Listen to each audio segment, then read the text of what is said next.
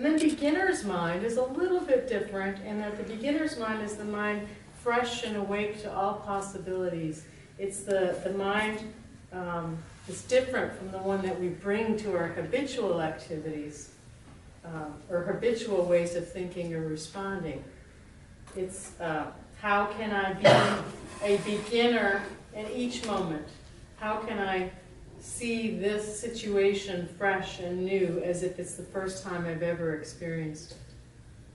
So it's bringing a fresh, new perspective to every moment, every situation, as much as possible. So I believe the Buddha had a beginner's mind. And that's how this whole practice even started. He left his pretty comfy home, cozy situation, and went off to be a mendicant, basically a spiritual beggar. So he left a life that was a lot easier and more certain to go off into uncertainty, right? And to explore freedom. He wanted to become free. So he didn't know how to become free. He didn't suppose that he knew. So he went seeking teachers, and he found some good spiritual teachers, and he meditation masters, and he practiced with them. And he pretty much learned everything they had to teach, 2 different masters. And then he realized he still wasn't free. So he looked around everywhere, talked to a lot of people, and realized that none of these paths that he was hearing about, there was a lot of Jainism, and there were actually hundreds of different religious practices going on in the area of India where he was. But he saw that the people that were doing these practices didn't seem free. So he decided that he was going to have to find it on his own, that no one else seemed to have the golden nugget. So he went with beginner's mind. He was trying different things to see what was going to work, what was going to help him become free. And tried a lot of different things until he finally discovered the path that led him to freedom, which is the Noble Eightfold Path, and the insight or Vipassana meditation practice. So this is really key to this practice, that freedom is not a concept. Freedom is experiential. Can you feel that?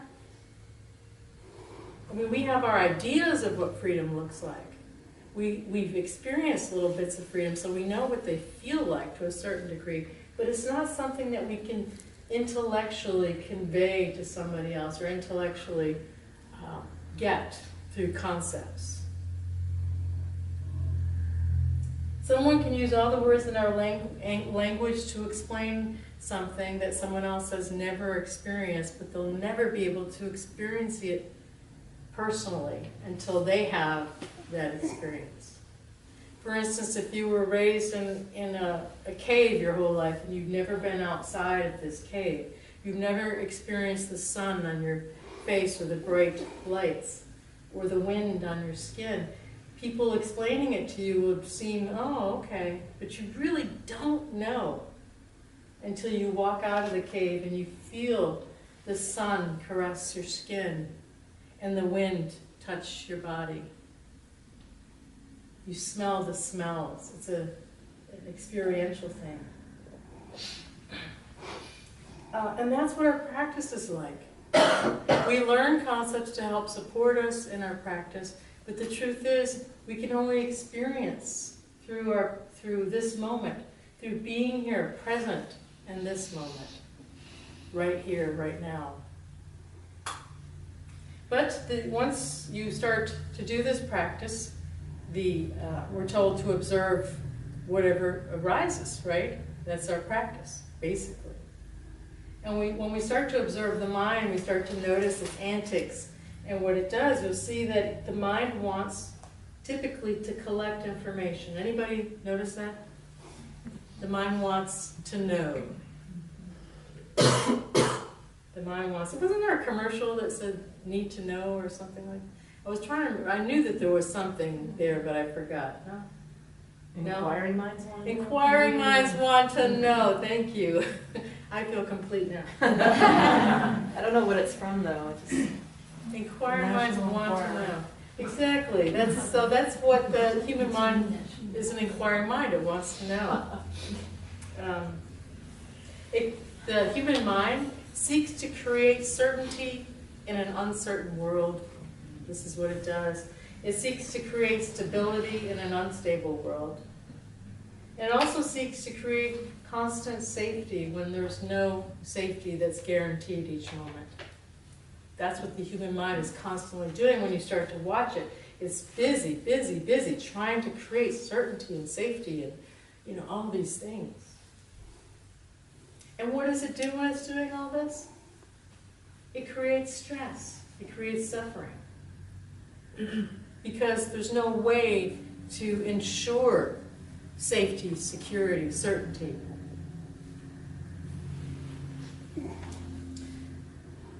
So luckily the human mind is also designed for pattern recognition, for memory, for remembering things, so that we can go on autopilot and not have to relearn a process every time we do it. Like driving or washing the dishes or whatever we're doing. We don't have to relearn and think about every single thing we're doing. So that's a great thing. And what the brain scientists say is that the brain is designed that way so it can free you up to focus on important things that need to be focused on. So here's a joke. A minister, a priest, and a rabbi went for a hike one very hot day. They were perspiring and exhausted when they came upon a small lake. Since it was fairly secluded, they took off all their clothes and jumped in the water. Feeling refreshed, the trio decided to pick a few berries while enjoying their natural freedom. As they were crossing an open area, who should come along but a group of ladies from town? Unable to get to their clothes in time, the minister and priest covered their privates, and the rabbi covered his face while they ran for cover. After the ladies had left, and the men got their clothes back on, the minister and the priest both asked the rabbi, why did he cover his face rather than his privates? The rabbi replied, I don't know about you, but in my congregation, it's my face they would recognize.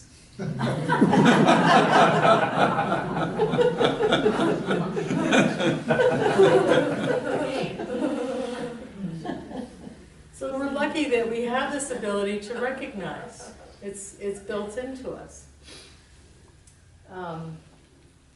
So that we know what we already know.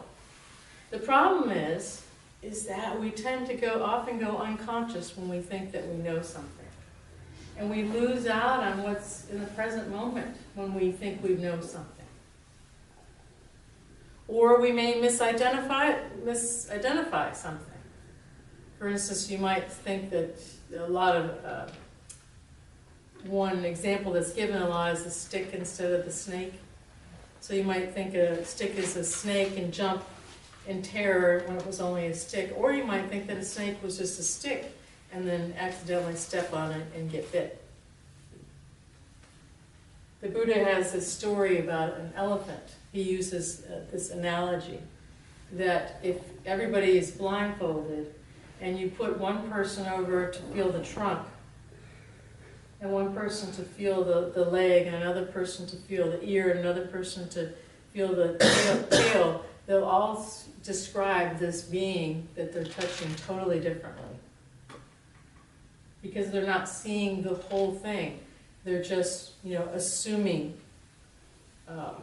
because they're feeling the leg, that it's like a wall, instead of the tail. So we may project our past onto the present incorrectly when it isn't applicable. So this is a problem with recognition or what the mind may do. An example of this incorrectly applying something from the past is what's happening now in our country, where a lot of people are mistrusting all Muslims. Not wanting to let them into the country because a few of them have acted out inappropriately. A big emphasis in mindfulness is to start each moment as if it's a fresh new moment. So if you take a lot of mindfulness classes, you hear the same thing over and over and over again. This is your first breath. Be with each breath like it's your first. Be with each sensation separately, like it's the first time. But our culture puts a strong emphasis on left brain dominant intellectual thinking and knowing, at the exclusion of creativity, the right brain dominant emotion, feelings, intuition. Have you noticed that? Our culture really puts a heavy emphasis on left brain knowing, thinking. This drive to be the one who knows, or the one who sets others straight on facts and figures, is very prevalent in our culture.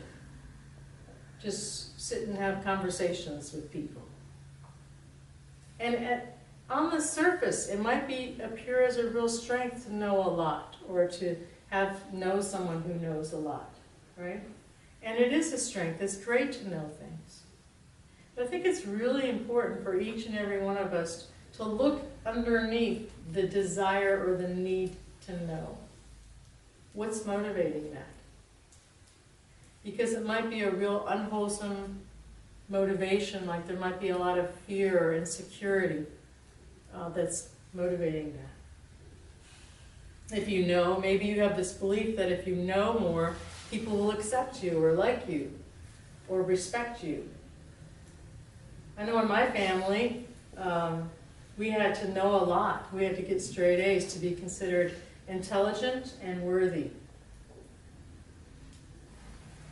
So the problem is that from personal practice experience, this is so limiting because it's shutting us off from all these other parts of ourselves, this need to know.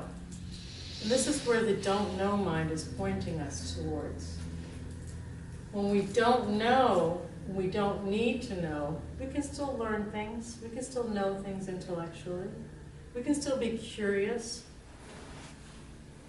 but we're being motivated from a wholesome curiosity, from a passion to be engaged in some way with whatever the subject is that we're engaging with. It's a wholesome desire.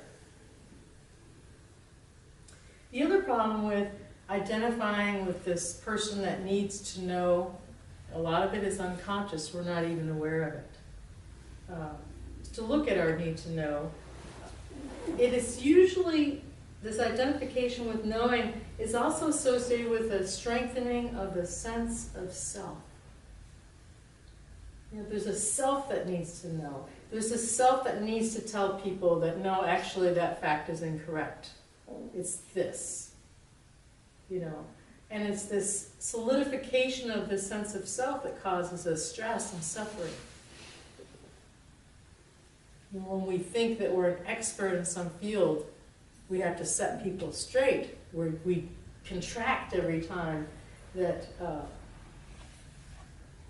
they're incorrect. Does anybody know what I'm talking about? Yeah. Suzuki Roshi's quote was, "A beginner's mind is wide open and questioning. An expert's mind is closed." So an expert may know a subject deeply, yet be blinded to new possibilities by his or her preconceived ideas or by what they know. In contrast, a beginner's mind tends to be, their eyes tend to be fresh and unbiased, and they're seeing perhaps a different picture or a bigger picture than the expert is seeing. I know that when I worked for IBM as a computer programmer back in the dinosaur age, in the 80s, I first came into this department I came in, and I saw how they were doing a lot of processes really inefficiently. So I started offering to streamline a lot of programs and processes that they were doing. And the people that I worked with were going crazy, the experts, the ones that had been there for 20 years. Oh, no, that's not the way we do it. We've always done it this way. But luckily my boss was very open to different ideas. And he said, that's a great idea, well, let's implement that. So we were actually cutting down the amount of time it was taking us to do things and getting them done more efficiently. The other day, I couldn't find my keys. I lost my keys. Couldn't find them anywhere. And I searched the house several times, and I went in my car and I searched and just dug through my car twice, right? I couldn't find it. And then I came here in the morning, luckily I had extra keys, and I told Paul over here, I said, I can't find my keys. He said, where do you think they are? I said, I think they were in my car, but I can't find them. He said, well, why don't you let me take fresh eyes and take a look? I said, you can look, but they're not there. And he said, okay. So I unlocked the car for him, and he reached down, he pulled my keys out and said, is this them? In about 5 seconds. And I said, how did you do that? Where were they? But this is, you know, he was coming with the I don't know, the fresh, clear mind. I was coming from the, no, they're not there, and I'm the expert here. So I was closed. I don't know how I didn't see them. Anybody done that before? This week? Jeez. Oh. But an open and questioning mind has the understanding that it doesn't already know everything. It's open, it's fresh. Trudy Goodman, she's a Vipassana teacher. She's actually married to Jack Kornfield now. I've sat on retreat with her several times. And she has a background in Zen Buddhism. And she said her Zen master used to walk around during retreats and during meditations, and every so often he'd say, don't know! Don't know! She said she would hear him saying that even when he wasn't saying it every so often. She said we'd be in this real deep state, don't know!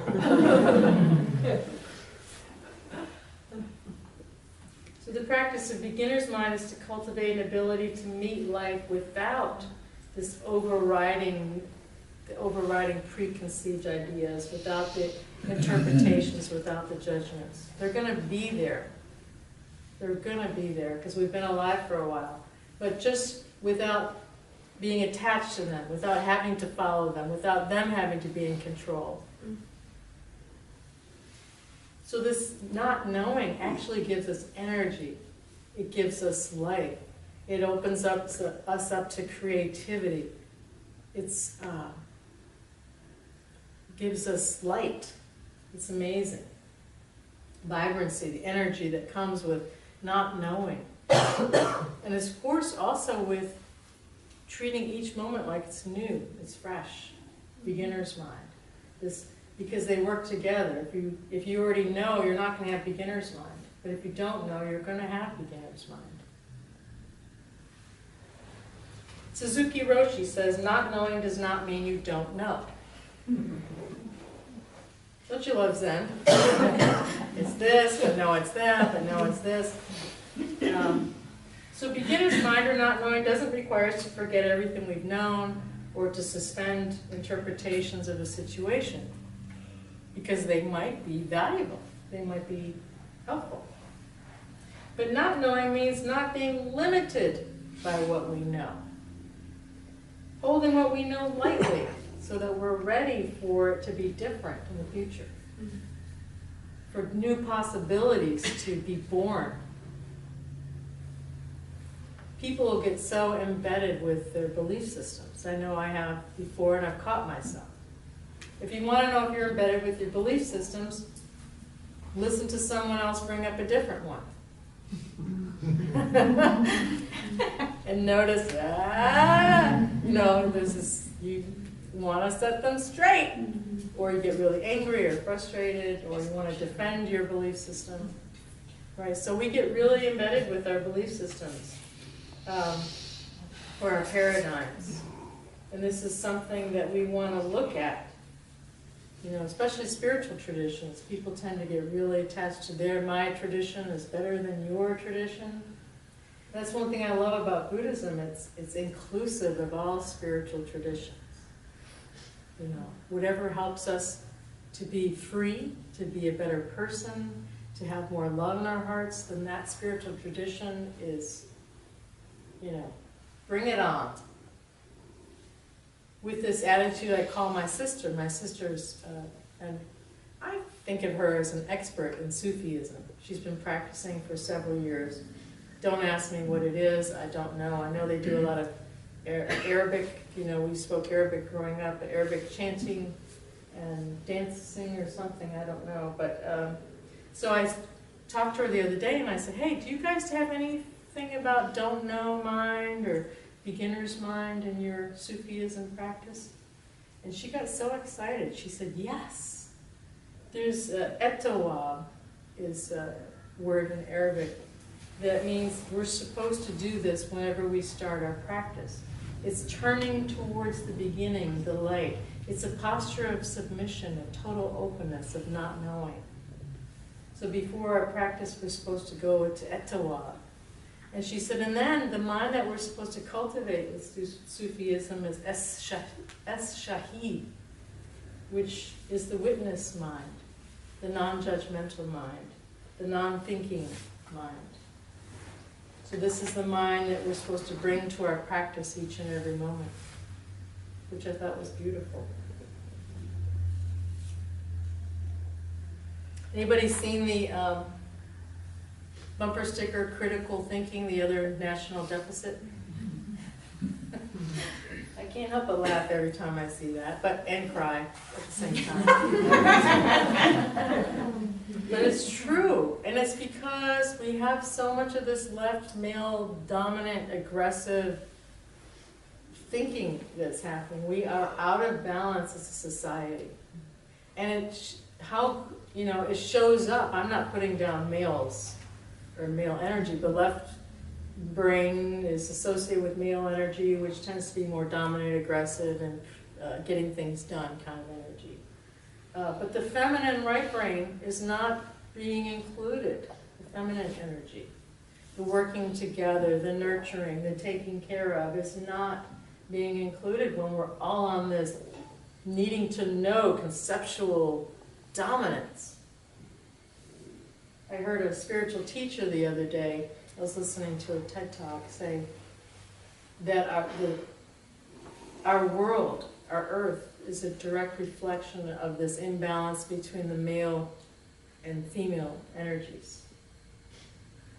That when you are not connected with when we're not connected with our female energy, the female energy is Mother Nature. It's the divine. Look what we're doing to our earth, right? So it's not, in our practice, we're opening up to the whole of our experience. We're opening up to our feelings and emotions. We're opening up to our perception. We're being fully present in the moment with each experience. Whether we're hearing, or tasting, or touching, or feeling, we're fully there with it, right? And with being fully there and present in the moment,